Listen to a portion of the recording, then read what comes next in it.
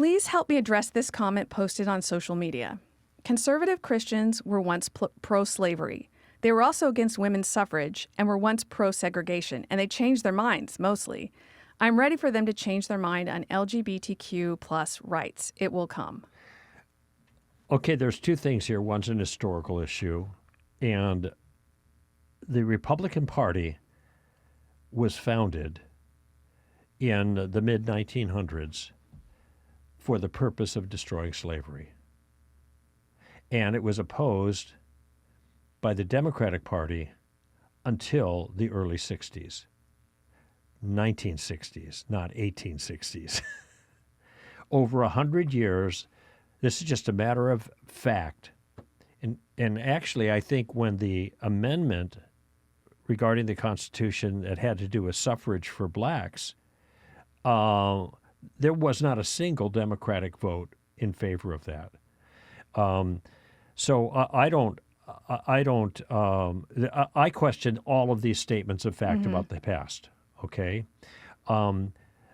in fact, especially with regard, I don't know about women's suffrage, but especially with regards to the slavery issue, it was predominantly Christians that were the ones who accomplished the abolition of slavery. I mean, obviously in the UK with William Wilberforce, and then we followed suit soon after. And it was Christian organizations and Christian people using biblical arguments. Oh, I understand there were Christians that were against it because they had an interest in it and the interest in slavery and promoting it. But the irony is that when it was finally dealt with because of Christian activism based on biblical principles and the Republican Party. Okay, that's just a matter of history. Doesn't matter what side of the fence you're on politically now. That's the history. Okay, now,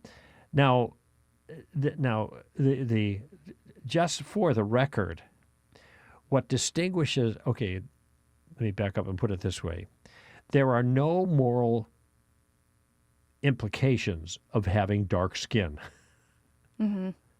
None. It has nothing to do with behavior. All right? There are moral implications about our sexual behaviors. Doesn't matter the motivations. People say, well, blacks are born this way, gays are born this way. Well, blacks were born this way. We have no evidence that gays are born that way, but that's not relevant because the relevant issue is not what your inclination happens to be. What's relevant is what the inclination is that you want to practice freely. And the objection regarding the behavior is that it's immoral. And it's arguably immoral, all right? So there is no parity between these two issues, although the issue is brought up all the time. Now, again, I'm not going to stretch this too far. I'm not saying the Christians are right in their view. I mean, I believe that. But what the point I'm making now is you cannot compare these two things. Okay, well, let's just change LGBT to pedophilia. Okay, I'm not saying they are pedophiles. I'm just saying if it were pedophilia, would we make this argument? You know, conservatives didn't wake up to the racism and all that until finally they changed their minds. When are they going to change their minds about pedophilia? Now, you're going to see immediately the problem with that view because the complaints are, in the first case, it's apples and oranges, all right? It's the behaviors that are the concern. The difference between pedophilia and LGBTQ is that culture largely approves of LGBT behaviors and not pedophilia behaviors, okay? But the argument doesn't stand in either case as a comparison to racism. That's the point I want to see. And this once again, is an issue of clarity of thinking. There is no parity here. It is very different. Skin color is irrelevant to to morality. Sexual behavior, I mean, most people even acknowledge in general that sexual behavior is a moral concern. They've just changed the categories or the values they apply to different behaviors now over time, but it is still a category of moral concern. So at however one cashes. If I were an LGBT advocate, I wouldn't make this comparison. It's not a legitimate comparison. There's no parity between the two. Plus, the historical facts are wrong. So, double dead. So some of what you said, Greg, I have here too. So good job, Greg. We think too much alike now. But one thing to remember is, you noted that it was those who believed in the Christian worldview, believed that we were all created in the image of God, and that your skin color is irrelevant to your human value, that we're all intrinsically valuable regardless of our skin color. That is a Christian idea. That's a conservative Christian idea. Which applies equally to LGBT folk. We hold the consistent attitude. Right, yes, yeah. Just to make the point. So those who were consistent with that, like William Wilberforce, and you can read his book about Christianity. He wrote a whole book about how the elites of his time had this kind of nominal Christianity. And he said, no, you need to look at the actual real doctrines. They matter, and you should have a more robust Christian worldview. You should love God. You should take this seriously. So he was obviously a very serious conservative Christian. And he also started all kinds of other organizations, a whole bunch more, because he wanted to reform what they called manners. He reformed manners. That means moral behavior in the culture. And so all of these other enterprises that he started to help the poor, et cetera, et cetera. So he was calling people to a more robust and consistent worldview. Those who went with slavery were going away from the Christian worldview, being swayed by the culture. Mm-hmm. So that's what's true about the LGBT now ideas. People are moving away from the Christian worldview towards the culture, whereas with slavery, being against slavery was moving towards the Christian worldview and away from culture. Mm-hmm. So what we have here is Christians being against segregation and slavery because skin color is irrelevant to our value, but being for male and female marriage because sex is relevant to marriage, mm-hmm. according to the Christian worldview. Because of the nature, because of the nature of marriage. Yeah. So, and how we were created as human beings. Mm-hmm. So we were created in a certain way that means that our sex is relevant to marriage. So you have skin color irrelevant to value, sex relevant to marriage. So again, you have those who went towards slavery were going away from a Christian worldview, and those who are going towards LGBT are going away from a Christian worldview. Those who oppose segregation are going towards a Christian worldview.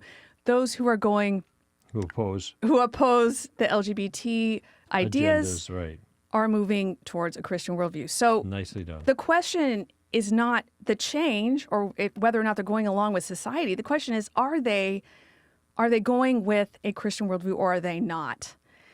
And so that's why I don't think you can expect to see a large movement of Christians towards same-sex marriage and homosexuality and all those sorts of things.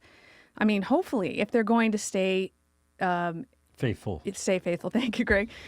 And I would also point out the people who went with the crowd were wrong, and they ended up going along with all sorts of harms to society. And that's the argument we make. If you go away from the nature of how we are created and you fight against that, the result will be pain for our entire society. And so I hope that we don't go in that direction, although the fight's getting harder mm-hmm. because the more pressure you get from society, the more people go along with it. Mm-hmm. You know, there was a time way back when Christians, I think they had almost gotten rid of slavery in the West. I can't remember. Christians have been arguing against slavery since, way back when, the early Christians. So this kind of movement in that direction was not based in Christianity. So finally, I wanted to say something quickly about women's suffrage. And Nancy Pearcey addresses this on in her book, The Toxic War on Masculinity. And again, I don't know if there was a particular view that Christians took or not. It might be hard to tell because everyone would claim to be Christian. I really don't know. I don't know about that. However, what I do know is that based on the research Nancy Pearcey did, is that this wasn't about what people assume it was about today. So people think, okay, people were against suffrage because they didn't think women were human beings or they weren't valuable or they weren't smart. That actually wasn't why people were opposed. In fact, there were a lot of women who were opposed. Mm-hmm. And here's what she says. She says, they understood clearly that universal suffrage implied a shift from the household to the individual as the basic unit of society. So here's another anti-suffrage said this. They said the vote would strike at the family as the self-governing unit upon which the state is built. So what they didn't want was for the government to start intruding into the family, and they didn't want the family to be broken apart into individuals. They wanted it to be seen as a group. So the explanations were not quite what people think That's today. Right. Yeah, yeah. And maybe there's more merit to it than we've understood. And I don't know that much about it. I only know what she wrote about in her book. But there's something to consider. She's a very good researcher, too, just for the record. So. Yeah. So there were a lot of women who were against women's suffrage for that reason. And I can imagine there was also probably a lot of misunderstanding even then, or maybe people mocked it or said they're really against women. I really don't know. I don't know the history of this, but the Hollywood, the media control the conversation and they control the terms of it. So you put this into films as having been a certain way, and people believe that's the way it actually was. And many times it wasn't that way at all. You look at the historical record, you find something entirely different. So there were a lot of women who wanted to be represented as a household rather than as an individual for legitimate reasons. Whether they were right or not, I haven't done enough research on that, but it wasn't just bigotry. So there you go. Christians, I mean, like every human being, we sin and anyone can be bigoted, but Christianity is not bigoted. Christianity is based on truths about reality and how we were created. And we learn to be wise by reading God's law and finding out what is good and what is right. And so the more people, the closer they get to that, the better our society will be. And that's what Christians truly believe. But people assume we make all sorts of decisions based on anger and malice and all those sorts of things. And I just wish they would take time to understand where we're coming from. Atheistic secularism was not the incentive for stopping slavery. In fact, when you look at the philosophical foundations of atheistic secularism, there is no foundation for doing that. You can have individual people who are atheists who have a personal belief about these things, but you cannot. The question I ask is, what is the moral principle inherent to atheism that dictates this particular public good? And the answer is there is none, because there are no moral principles inherent to atheism. Atheism is molecules in motion. All right? That's what you're left with, is a simple way of putting the worldview. And that means all kinds of things that are entailed with a theistic worldview, what we're talking about, which is morality and rights and humans made in the image of God and all kinds of other things. The atheistic worldview is evacuated of all of those things. When you hold a worldview, the worldview entails other things, okay? If there is a God, that entails, at least in principle, a whole host of other things. If you hold that there is no God, that eliminates those things that are dependent on God as part of the worldview. Okay? Again, atheists can be, as in a certain sense, as good as Mother Teresa, but there is nothing in their worldview that informs that. That's an individual decision, and they could just as easily decided otherwise and still been completely consistent with their worldview.